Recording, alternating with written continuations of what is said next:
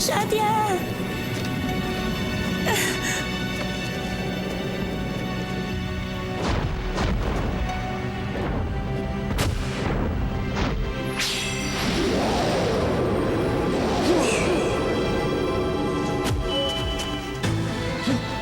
Umahiwag ang espada.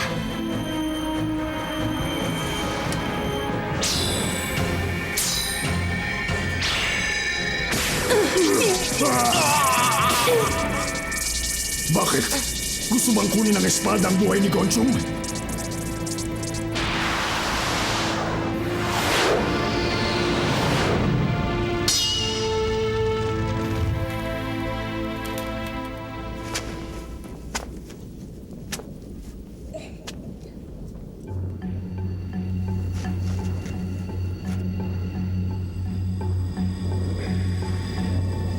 Gonchung? Tama. Gawa niyang mahiwagang espada. Ito ang lugar na pinanggalingan nila.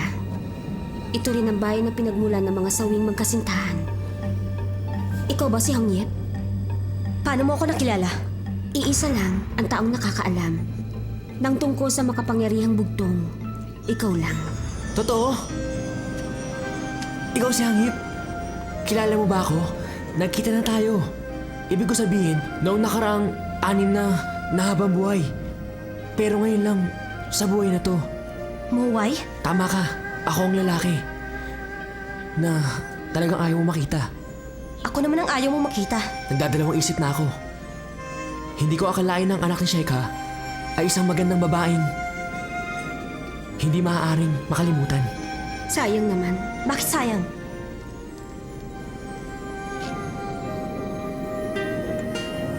Kahit na magkita, ang dalawang pinagpala, hindi na maipagpapatuloy ang dating pag-iibigan. Bakit naman? Mali ang paraang ginawa niya sa pagsasani ng bugtong. Hindi na magtatagal ang buhay niya. Mabuti. Hindi mo na kailangan magtago pa. Tinsam, may magagawa ka ba para matulungan siya?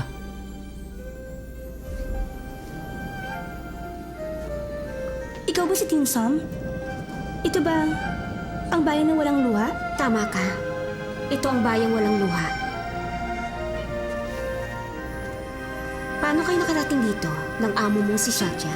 Gaya ni Hangyep, ginala kami ng mahiwagang espada. Dahil sa mahiwagang espada, kaya tayo narito.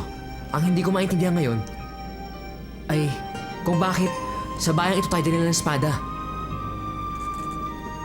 Ang totoo niyan, hinanap ka namin para humingi ng tulong. Hindi ko akalain mapapahamak si Shadia. Huwag kang umiyak. Hindi ka dapat umiyak dito. Nawalan lang siya ng malay tao. Magigising siya mamaya. Saklolo! Ayoko na! Tulungan niyo ako! Naiiyak ako! May isa pa. Hindi magtatagal. Matao na itong lugar. Tumahimik ka na nga lang, pwede ba? Nakakainis! Maiiyak na naman ako! Ang mga kwento mo ng pag-ibig, ipabasa mo sa kanila. Sige. Patingin! Bilis! Basahin mo. At hindi ka iiyak. Hindi siya luluha, Maway.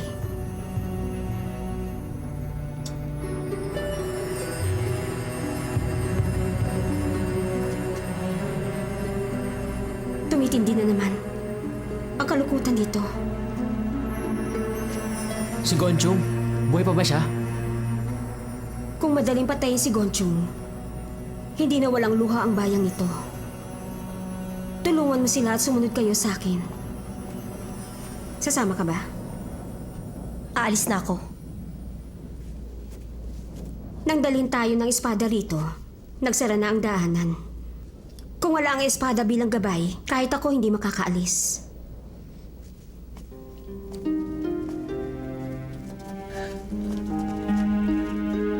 Sige na. Sumama ka na sa amin. Tayo na.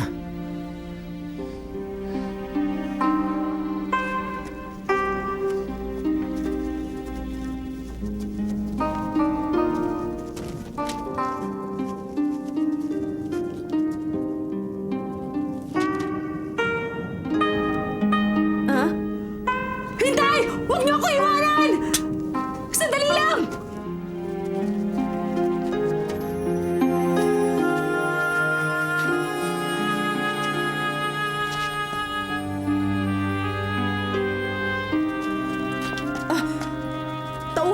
lalaki niyan. Pinatay rin siya ng halimaw. Sandali, meron pang isa. Teka, nasa na yun? Hindi kaya kinain na siya ng halimaw? Si Gonchong pumapatay, hindi nangangain. Isa pa, hindi niya pinatay ang taong yan. Paano mo naman nalaman? Huwag mo sabihin anghel ka. Isang beses lang sumugod si Gonchong. Puno ng sugat ang taong yan, kaya sigurado ko. Hindi rin ako interesadong hanapin kung sino ang pumatay. Isa lang ang payo ko sa'yo. Ang mga nangyari ay nakatakda na, kaya mag-iingat ka.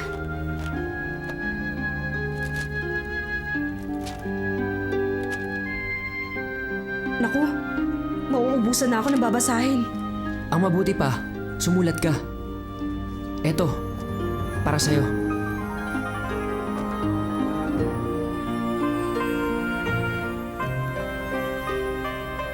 Kung susulat ka, dapat yung totoong kwento ng pag-ibig.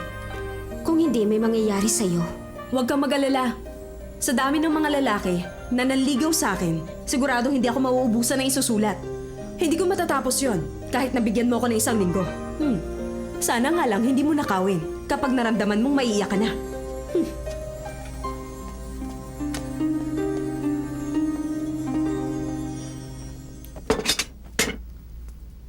Sinabi mo ba na kailangan ni Shatya ang tulong ko? Oo. Sinabihan kasi ni Moon Devil ang mahal na Reyna. Nakarate siya ngayon sa palasyo at gusto malaman ni Shatya kung paano siya maliligtas. Kamatayan lang ang maaaring makapagpalaya sa kanya. Wala na bang ibang paraan?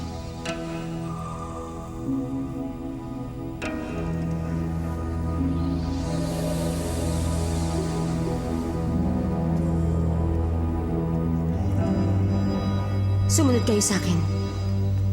Bakit kami susunod? Ayaw mo bang malaman ngayon? Ang tungkol sa pinagmulan, ang ikapitong habang buhay, at ang tungkol sa alamat ng sawing magkasintahan?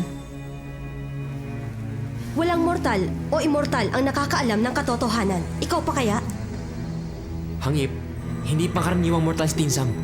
Maniwala ka, kahit ngayon lang. Kung sasabihin kong nasaksihan ko ang naging buhay nila, maniniwala ka ba? Daang taon na nakalipas mula nang mangyari yon. Bakit mo matanda pa ako sa'yo? Sa bayan na ito, tumigil ang oras simula na magpakita ang sawing magkasintahan. Araw at gabi, nakakaramdam kami ng pigati. Kung mamumuhay ka rito, mapipigilan din ang pagtanda mo. Mabubuhay ka nga lang sa walang hanggang kalungkutan. Wala nang oras. Halina kayo.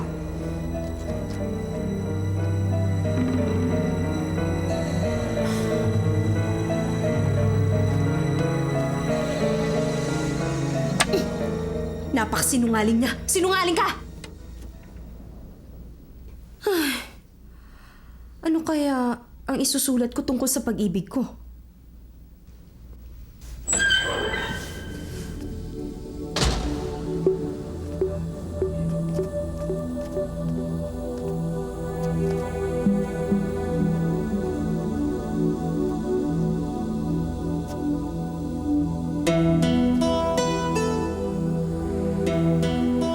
Mas malungkot dito sa loob kaysa dun sa labas.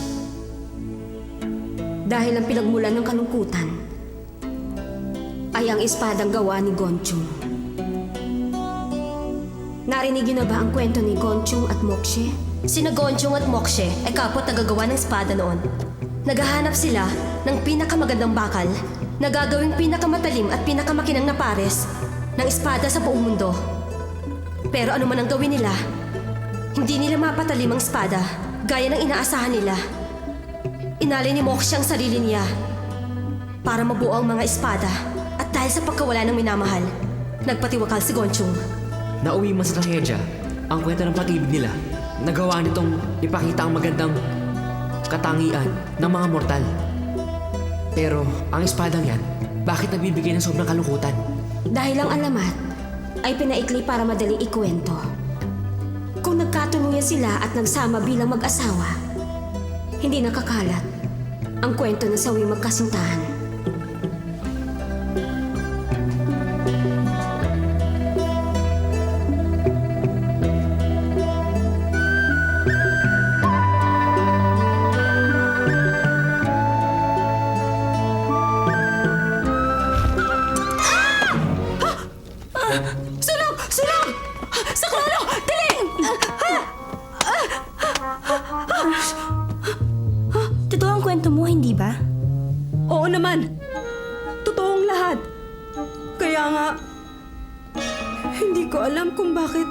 Bakit nangyayari ito sa akin? Tayong dalawang sumulat. Tayo? Tungkol saan naman? Marami ka bang alam? Di ba marami nanligaw sa'yo? Tama. Marami nga sila. Pero nalimutan ko na ang eksaktong bilang nila. Hindi naman ganun karami ang aking nalalaman. Pero, pwede ko ikwento ang nangyari sa kaibigan ko. Magaling! Ikwento mo sa akin. Ang pangalan niya ay Xiao Chen. Isa siyang magandang diwata. Minsan tumakas siya sa palasyo para humanap ng pag-ibig. Kaya lang nahuli siya ng halimaw na gagamba na si Michi. Isulat mo na nga. Kapag hindi yan nasunog, ibig sabihin totoo ang lahat. Sige. Si Xiao Chen. Isang maliit na diwata.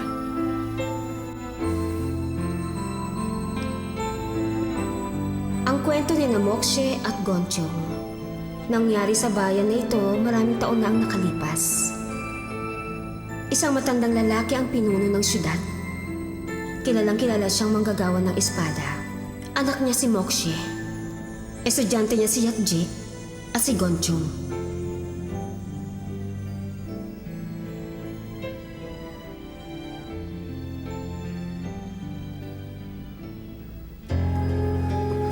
Mokshe, mananalo tayo. Mananalo tayo. Kailangan manalo. Mananalo tayo!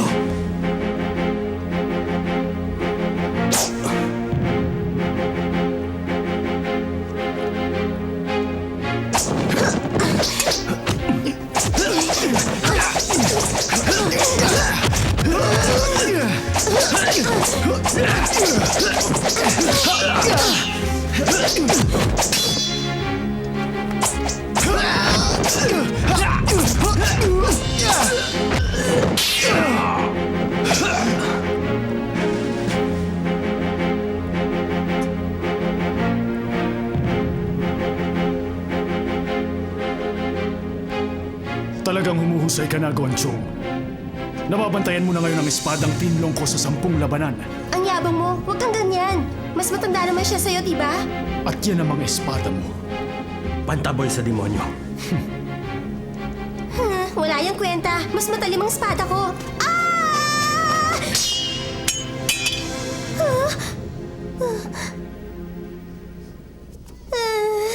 Gonchong, ikaw?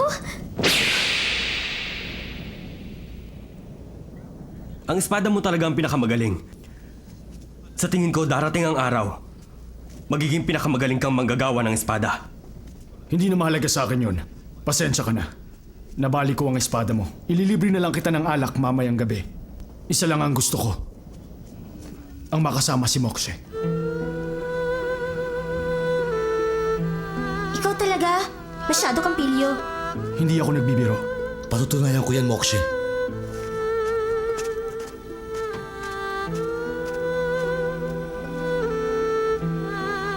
Gonchong, sasama ka ba para suportahan ako?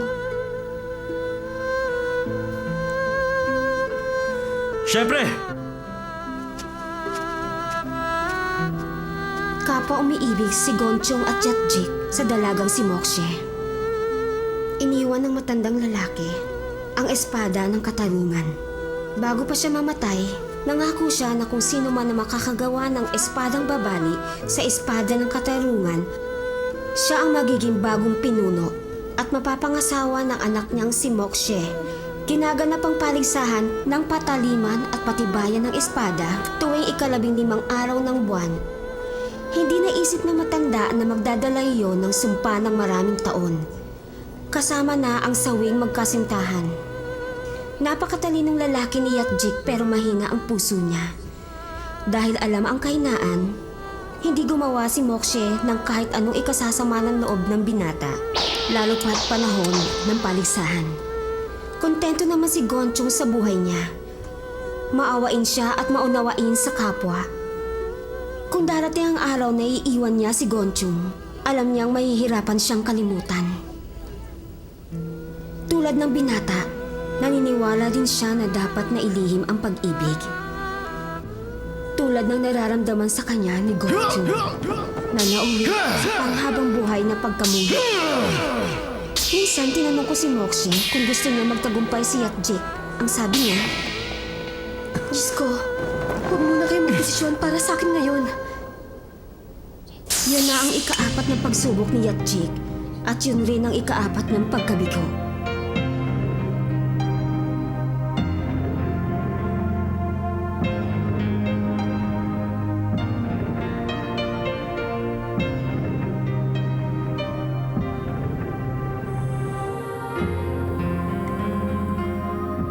Ang ganda! Ang ganda talaga ng mga bituin ngayong gabi. Mga kuya, bakit kaya hindi natin bilangin ng mga bituin? Ganyan ang ginagawa ng mga babae.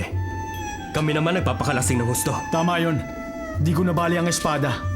At hindi ko siya mapapangasawa. Kailangang malasing ako.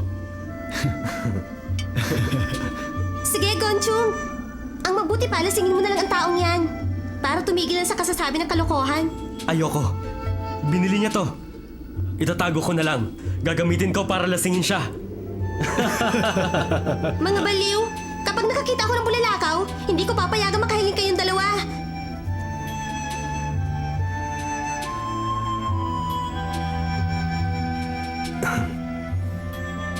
Yatjik, may isang bagay tayong dapat pag-usapan. Ano yun? Napakatalim na ng espadang ginawa mo. Pero parang may dala tong sobrang paghahangad at kasamaan. Minsan sinabi ni Guru sa atin na ikaw ang espada mo. Baka maging negatibo ang epekto sa'yo pag di mo itatama. Ang espada na may talim na hindi sapat para pumatay. Para lang ordinaryong piraso ng bakal na walang halaga. Kaya kong tumalon sa lutuhan at humalo sa espada. Maputol ko lang ang espada ng katarungan. Seryoso ka ba? Nagbibiro lang ako. Ba't ko itataya ang buhay ko ng dahil lang sa isang espada? Kung mamamatay ako, di ko makakapiling si Moxie. Tama ka doon. Ikaw naman, handa ka bang isakripisyo ang buhay mo para makagawa ng espadang higit sa espada ng katarungan? Alam ko rin namang mahal mo si Moxie. Gusto ko lang malaman mo, ako ang mananalo sa magiging labanan natin. Babaliin ko ang espadang gagawin mo. Sumuko ka na. Halika, uminom tayo kapatid ko.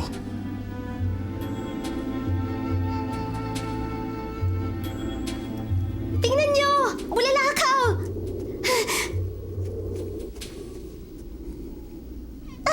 Tingnan nyo! Humiling na kayo! Humiling tayo. Baka isa lang ang gusto natin.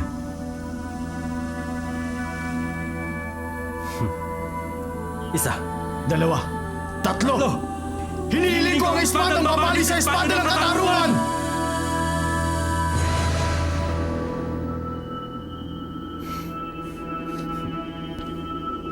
Ikaw, anong hiniling mo?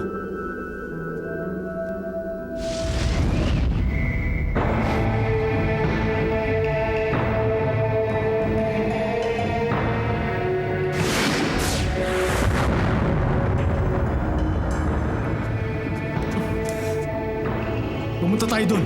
Moxie! Gonchung!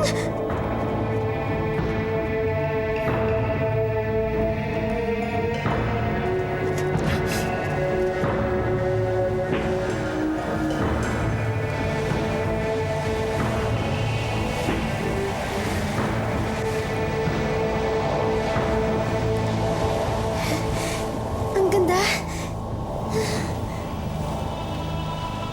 Gusto niyo bang matupad ang kahilingan niyo? Tanggapin niyo ako. Kunin niyo ako. Lumuhod kayo sa harap ko at magkakatotoo ang kahilingan niyo. Kunin niyo ako.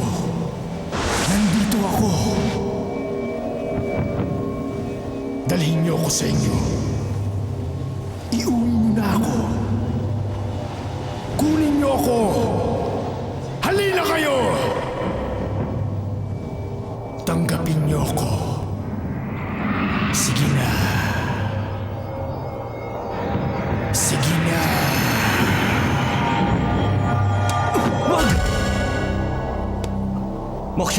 Mokshe! Bakit? Gising! Ang bato mula sa kalawakan. Gagamitin ko yan sa paggawa ng espada! Hindi yan mahalagang bakal. Hindi bulalakaw nakita natin kanina, kundi senyales ng 7 pagpatay. Yan. Hindi yan bato mula sa kalawakan, kundi ang Diablong bato.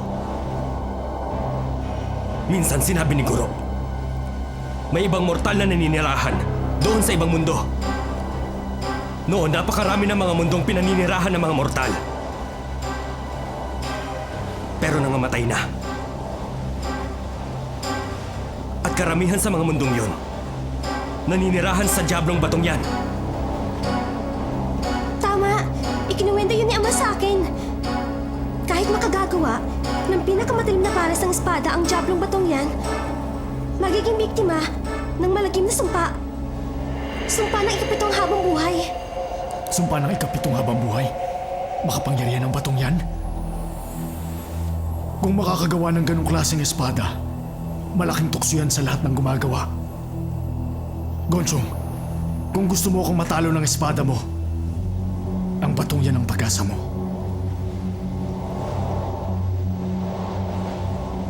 Wag! Walang hahawak! Ni wag niyong pag-isipan! Sinabi ko na sa inyo, may sumpa ang batong yan! Mabuti pang ilayo ko na! Huwag ka mag-alala. Hindi namin hahawakan. Mangako kayo! Oo. Kapag ginamit ko ang mineral na yan, hindi ko mapuputol ang espada ng katarungan. At ikaw naman, Yatchik, Kapag hinawakan ko ang batong yan, tsak na isusumpa ako ng susunod na henerasyon. Matutupad ang kahilingan niyo.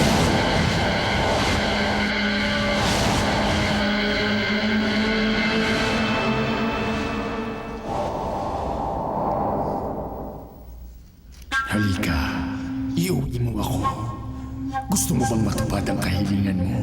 Matutulungan kita. Lumuhod ka at sampahin ako. Tutuparin ko ang mga panaginip mo. Lumuhod ka lang sa harap ko. Halika! Iuwi mo na ako. Matutupad ang mga hiling mo. Kunin mo na ako. Iuwi mo na ako. Gusto mo bang matupad ang mga kahilingan mo? Lumuhod ka sa harap ko. Sambahin mo ako. Tutuparin ko ang gusto mo. Halika na. Magkakatotoo lahat ng pangarap mo. Lumuhod ka lang at manalangin sa akin. Puntahan mo ako. Halika!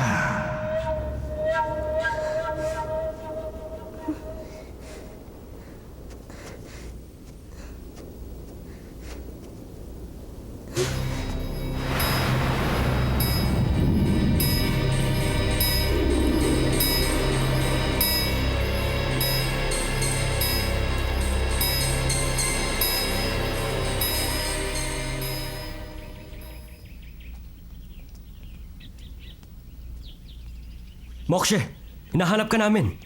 hinahanap ko rin kayo. Mauna ka na. Bakit? Ano ba yun? May sorpresa kasi kami. Lumabas ka na. Mokshe, Pinsan Tinsam! Akala ko naging anghel ka na at hindi na kita makikita muli. ako, Anghel? Akala mo ba patay na ako? Hindi yun. Iba ka naman. Buong araw kaming gumagawa ng espada. Walang inisip kundi ang pag-ibig. Ikaw, wala kang iniintindi, puro biyahe lang. Natutunan ang totoo sa pakikipaglaban. Yan ang buhay ng isang anghel. Kung sa bagay tama ang sinabi niya. Dahil kung wala kang talino at determinasyon ng isang anghel, hindi mo magagawang iwanan noon si Gonchong. Huwag na nating pag-usapan pa ang nakaraan. Oo nga. Pagpaumanhin ninyo, huwag na natin pag-usapan pa. Kalimutan na ang nakaraan. Nagpunta nga pala ako rito kasi gusto kong humingi ng tulong sa inyong mga mortal. Hihiramin ko sana ang isa sa mga espada nyo. Narito lahat ang pinakamagaling naming espada. Sabihin mo lang kung anong nagugustuhan mo.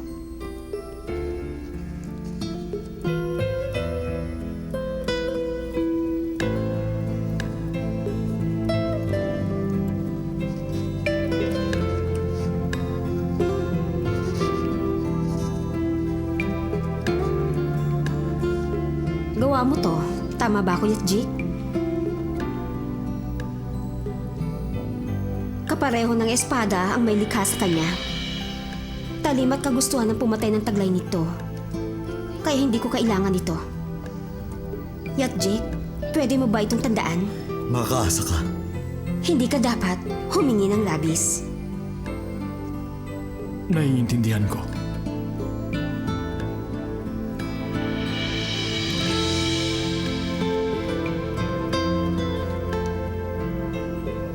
Ito puno ng paghahangad. Sa Kim ang may-ari nito. Masasabi ko rin na mahirap siyang pasayahin. Hindi ko rin kailangan to. Tinsang, tumaas na ang iyong kaalaman at ang kakayahan ng iyong pag-iisip. Parang katulad ng sa Diyos. Kaya binabati kita. Pag-iisip ng Diyos? Hindi naman. Hindi madali.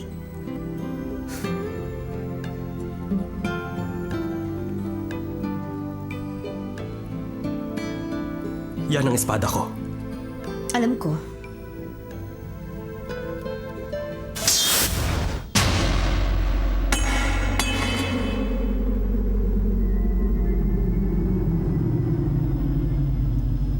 Makinig ka. Kailangan ko yung gawin. Para sa ikabubuti mo. Mamayang gabi, magkita tayo sa lambak.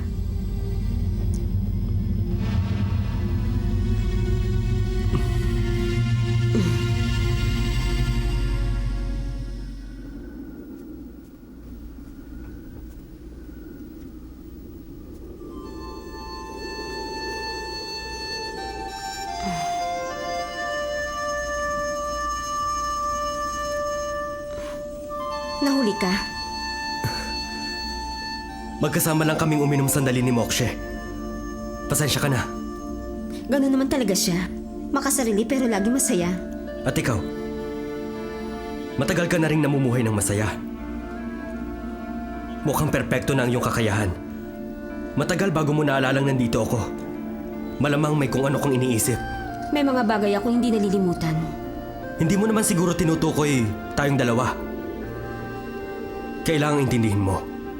Kahit mahal natin ang isa't isa noon, magkaiba naman ang mga interes natin sa buhay. Bihasa ka sa sining ng pakikipaglaban. Ako naman isa lang manggagawa ng espada. Naniniwala akong magandang desisyon ang paghihiwalay natin. Huwag mong palabasin na ako ang iniwan.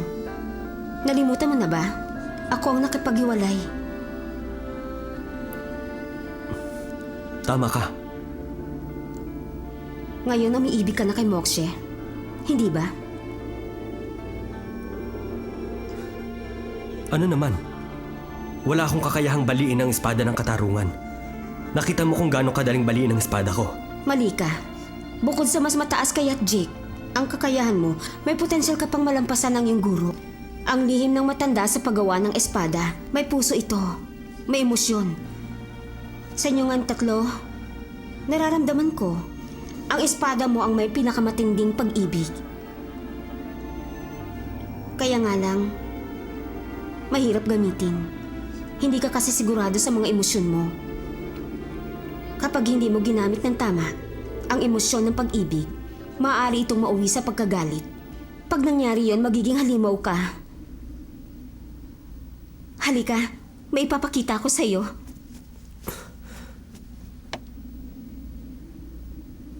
Tingnan mo.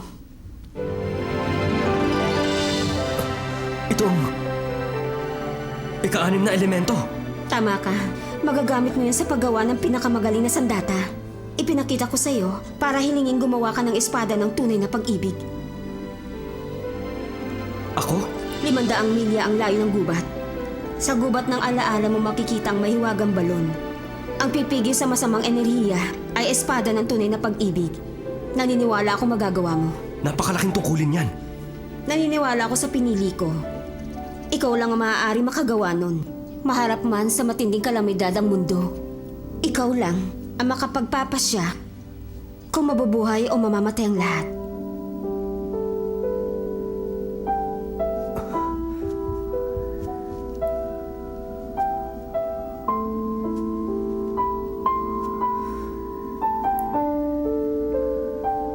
Kapag natapos ko, Mahiram ko ba kahit isang araw?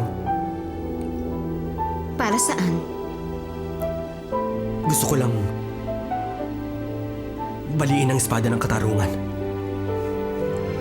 Siyempre. Naiinip na nga ako makita ang kasal niyo ni Mokshe.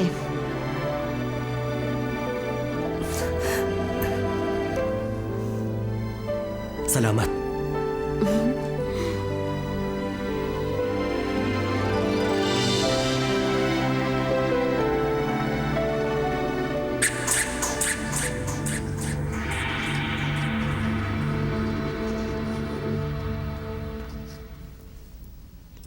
Mokshe? Kumusta ka na? Marami ka na naman sigurong nainom, napakaaga pa. Mokshe, doon ka na sa kwarto. Iwan mo nga ako mag-isa. Dadali na lang kita sa kama. Sabi ko, iwan mo ako.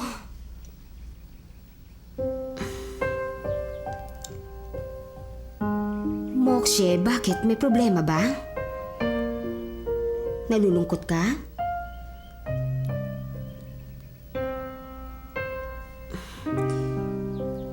Iniisip mo ba na aagawin ko si Gonchung? Aaminin ko sa iyo na may nararamdaman pa ako sa kanya. Pero sigurado ako na ikaw lang ang iniisip niya. Bukas ng umaga, aalis na ako para ipagpatuloy ang pag-aaral ko. Hindi ako makakabalik hanggang sa 1 taon. Mokshe, pag-isipan mo. Dahil baka pareho lang kayong mabigo. Binabati ko kayo, pinsan.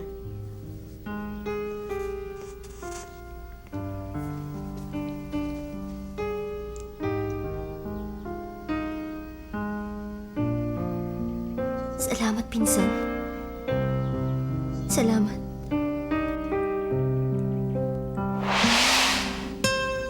Kailan nagtapat ang pag-ibig si Mokshe kay Gonchung? Hindi ako sigurado. At gawa ang espadang ito sa diablong bato. Tama ka. Paano nangyari yun? Hindi ba ibinigay mo sa kanya ang bakal ng 6 na elemento? Hanggang ngayong araw, hindi pa ako sigurado. Pagkatapos ng 1 taon, nagbalik ako sa bahay ng walang luha. Nalaman ko na sira ng bait si Mokshe. Si Gonchung naman, naging isang mamamatay na halimaw.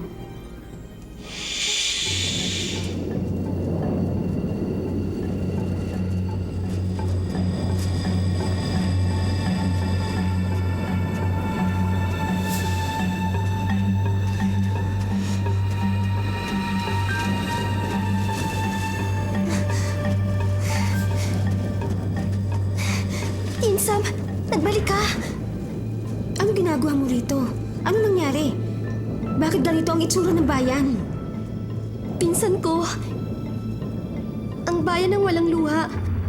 Sinalakay. Ang ibang nakatira. Pinatay sila. Ang iba naman, umalis na. Sino ang gumawa nun?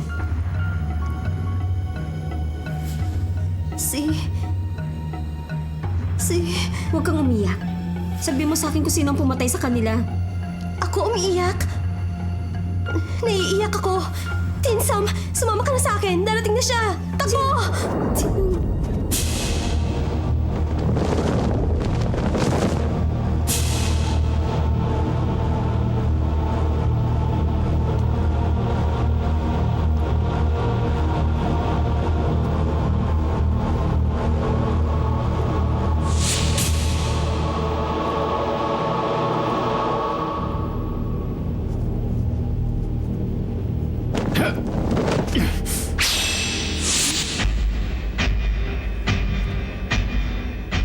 Yatjik, bakit nasa iyo ang espada ng 6 na elemento? Papatayin ko ang halimaw na yan! Ha! Halika na, Tinsam! Sumama ka na! Sumama ka na kung gusto mong iligtas si Gonchung!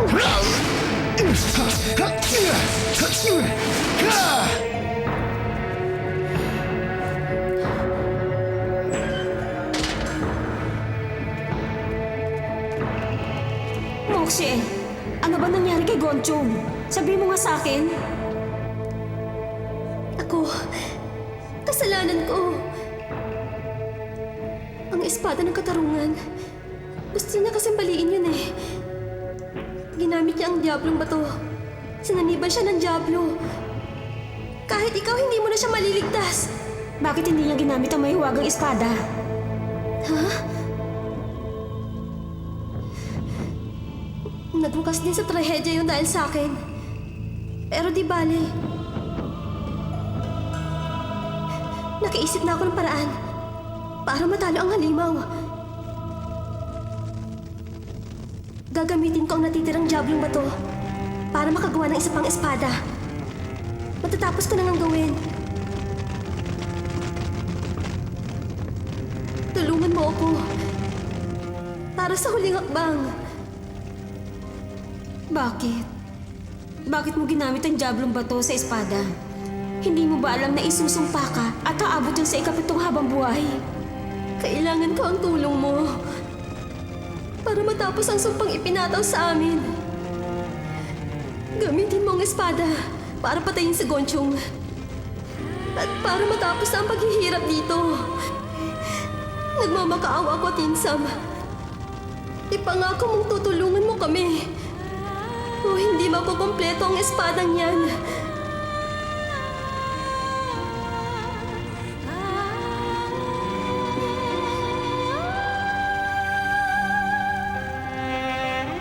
Salamat. Maraming salamat.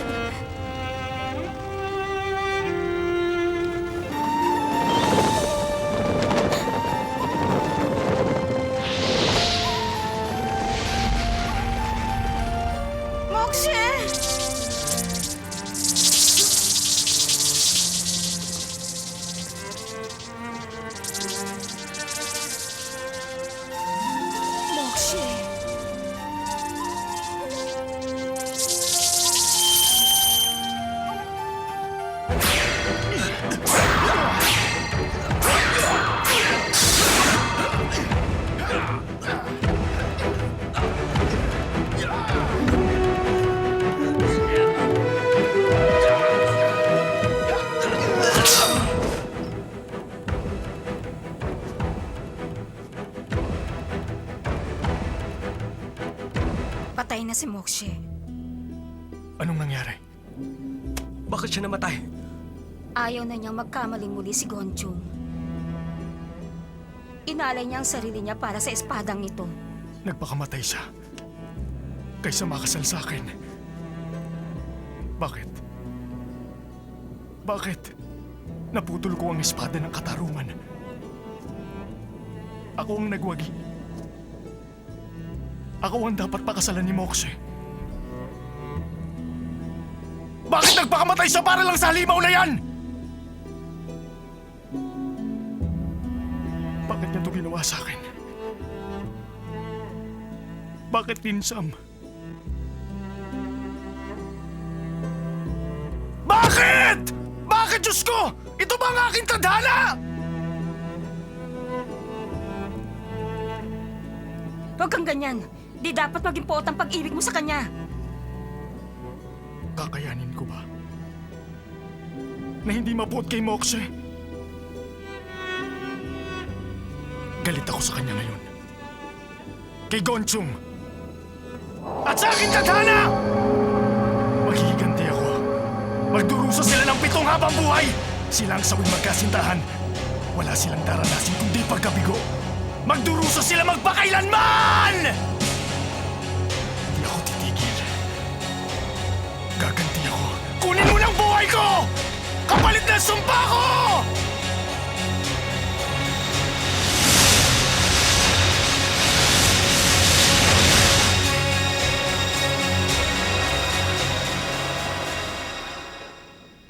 Mokshe. Patawarin mo ako. Gusto ko nang mamatay. Gusto ko nang mamatay!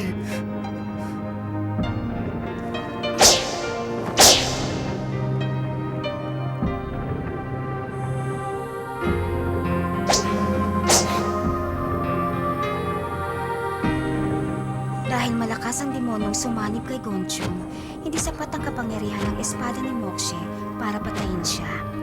Wala na akong nagawa, kundi ang lumikha ng matinding orasyon para isara ang buong bahay. Kasama na ang espada ni Gonchong upang hindi na magamit pa. Sa kabila ng ginawa ko, ang kalungkutan ni Gonchong ay kumalat sa paligid at tuluyang binalot ang buong bayan. Naging bahagi na siya ng lugar na ito at naging isang sumpa. Kaya sino man ang magawi rito, nakakaramdam ng matinding kalungkutan na siyang sanhi ng hindi mapigilang pagluha. Nagpasya ako noon na gamitin ang espada ni Mokshe para pigilan ang masasamang enerhiya mula sa mahiwagang balon. Dahil ang matinding pagmamahal ni Mokshe para kay Gonchong ang nagtulak sa kanya na gawin ang espada. Nagkaroon yun ng kapangyarihang mas malakas kaysa sa pwersa ng balon at nakilala bilang espada ng tunay na pag-ibig. Nung bumalik ako sa bayang ito, maraming taon ang ginugol ko sa pagbabantay kay Gonchong. Natuklasan ko noon na makakayang pag-aani ng mga kwento ng pag-ibig ang epekto ng kalungkutan niya. Lumikha rin ako ng ritual na pipigil sa masasamang epekto ng Diablong Mineral. At dahil tanging pag-ibig lang ang makakadaig sa pwersa ng kadiliman, nagsimula akong mangolekta ng mga kwento ng pag-ibig para hadlangan si Gonchong. Bawal din ang umiyak sa bayang ito dahil madadaig ng kalungkutan ang kapangyarihan ng pagmamahal at ang bawat patak ng luha ang bubulabog sa pananahimik ni Gonchong at magbibigay sa kanya ng lakas upang muling sumalakay at pumatay. Mula noon, nakilala ang isinumpang lugar na ito bilang bayan ng walang luha. Ang sinumang magagawi ay babaluti ng pighati. At sinuman ang magkamaling umiyak, buhay ay masasawi, dugo ay dadanang.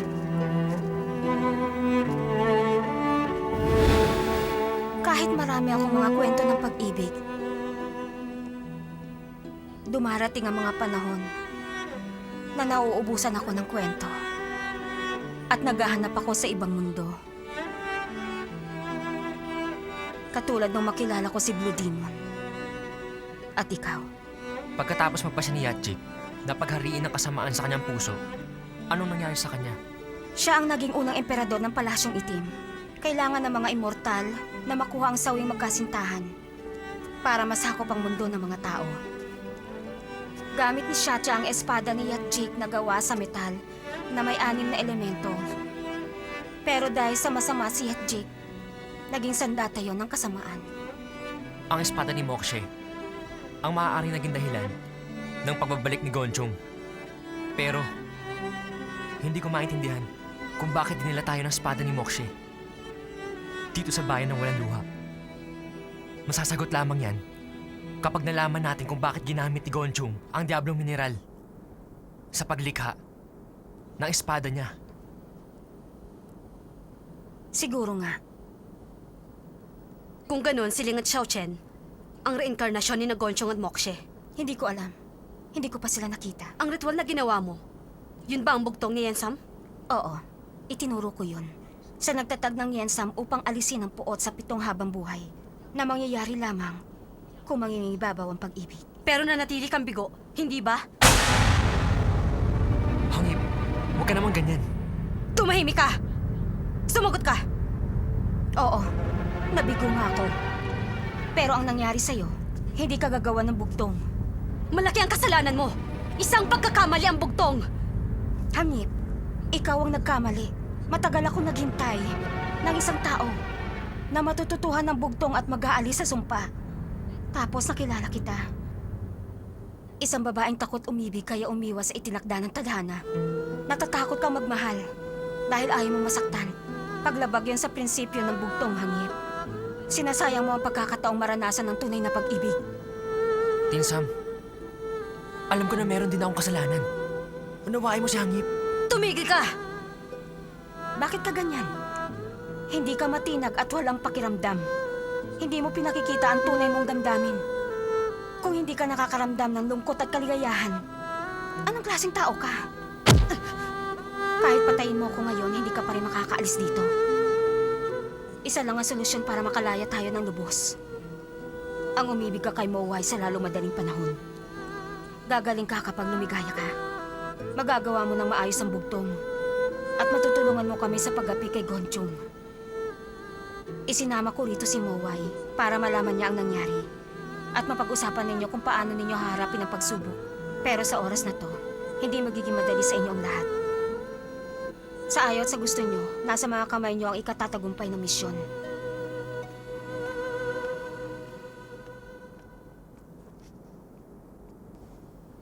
Bakit? Natatakot ka ba sa akin? Hindi. Hangip. Mabait at palagi mahinahon si Tinsam. Kaya, nagulat ako sa inasal niya. Patawarin mo siya. Kalimutan mo na yon. Kapag muling nagliyab ang hurnong yan, mamamatay tayo. Malapit na ang oras ko. Wala na akong pakialam. Huwag kang ganyan. May pag-asa ka pang gumaling at mabuhay ng matagal. Bakit? Umiibig ka na ba sa akin?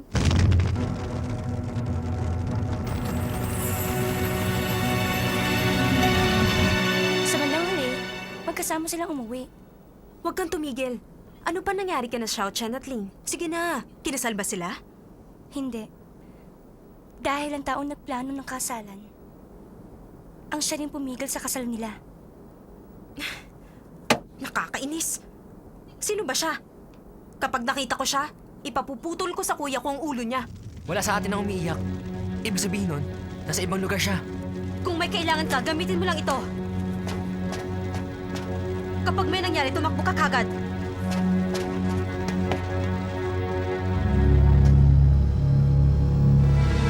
Ayan na siya. Siya ba? Sino umiiyak? Iilan lang tayo dito. Makikita mo agad kung sinong umiyak. Papunta na rito ang halimaw. Dahil may umiiyak. Hangip! Hangip! Lalo tumitindi ang lagablab. Parang galit na galit. Sandali lang. Baka may bagong dumating dito. Tingnan natin. Tayo na.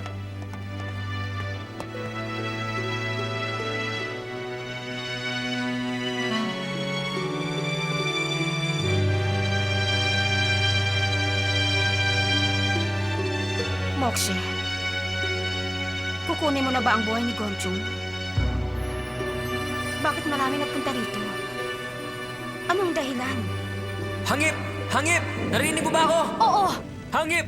Nakakatakot! Pakiramdam ko may mangyayari masama! Bakit, Maway? Parang lalabas siya! Maway! Umalis ka na dyan! Sige na!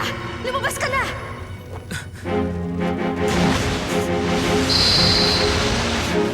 Kinukuha na ang espada ni Gonchung. Sige! Pupuntahan ko na siya! Teka, sandali lang! Pabayaan mo na siya!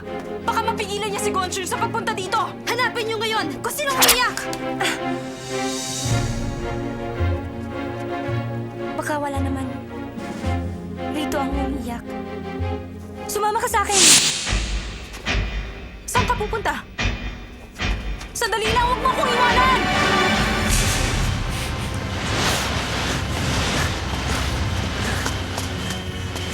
Tumakbo ka na! Gusto mo ba mapahamak? Ayoko! Pero dapat ko siya pigilan! Wala kang laban sa kanya! Tayo na! Isa akong pinagpala! May kakayahan ako na pigilan siya! Ako ang katapat niya!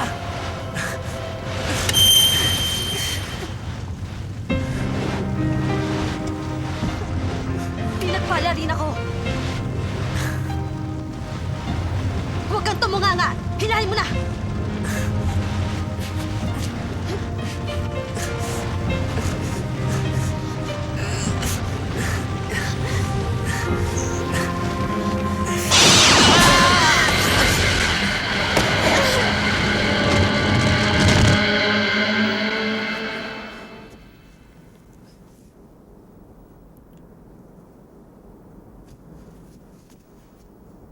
Nagawa natin. Napigilan natin siya! Malakas tayo pag nagsanib ang ating pwersa. Ngayon lang natin nasubukan. Maaring, kapag nagsama tayo ng matagal, mahanap natin ang panlunas sa iyong karamdaman. Hangip! Bakit? Napigilan namin ang paglabas ng halimaw. Alam mo, magugulat ka kapag nalaman mo kung sinong umiyak. Bilisan niyo! Pumunta na kayo dito para malaman niyo kung sino siya! Tayo na.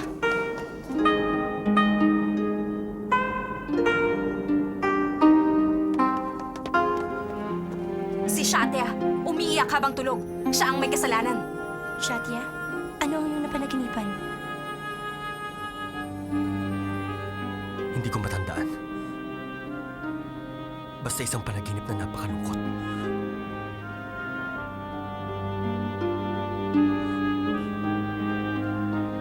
Ang bahay na ito, Nagaling na ako rito. Nakita ko sa panaginip ko. Huwag ka na magsalita. Nakakatakot nang malaman na nalungkot ka ng ganyan sa panaginip. Mabuti pa, maghanap tayo ng ibang lugar na pwedeng tigilan. Sa kalye na lang tayo. Para kahit bumalik muli ang halimaw, maaari natin siya pagtaguan. Sa oras na ito, dapat nating bantayan ang isa't isa. Sino man ang umiyak, siya ang magpapahamak sa atin. Kailangan may alituntunin tayo na dapat sundin. Una, bawal umiyak.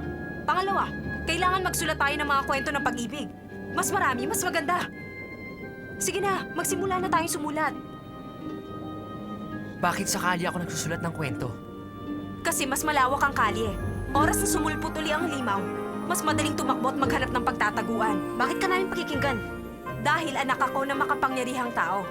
At isang matapang na general ang kapatid ko. Shatia? Nabigla ako sa kakayahan ng halimaw. Masakit at namamaga ang aking kalamnan. Magpahinga ka muna. Isusulat kita ng kwento. Teka, anong sabi ni Tinsam tungkol kay Ina? Ang sabi niya, kamatayan lang ang magliligtas sa mahal na Reyna.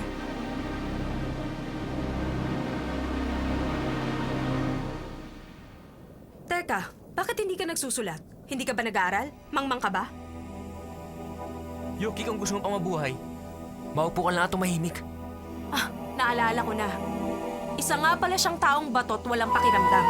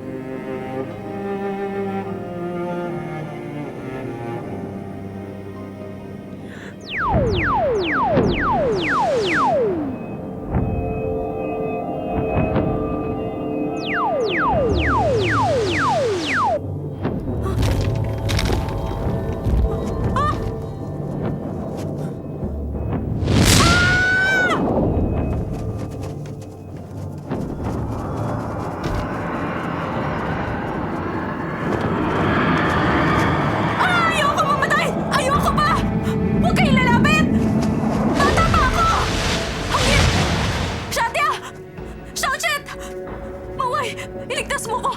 Ilayo mo ako dito! Huminahon ka! Paano ko yung magagawa? Takot ako mamatay! Makinig kayo sa akin! Isang general ang kuya ko! Mayaman ang aking ama!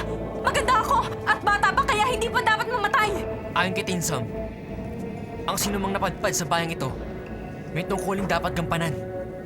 At dahil naging masama si Gonjong at ang buong bayan, ang lahat ng nilalang na may maitim na budi ay maaakit na pumunta rito at manatili. Hindi ko alam kung malinis o marumi ang puso mo. Pero may ginawa ka. At ito ang kabayaran. Ano bang kaugnayan natin? Bakit alam ko ang lahat ng bagay tungkol sa'yo? Kung ikaw si Gonjong dati, isa ka sa sawing magkasintahan. Ang gusto ko, magmahalan tayo. Hindi ka lamang gagaling. Maaari pa tayong lumigaya habang buhay. Masaya ako dahil narito ka para ayusin ang aking mga problema.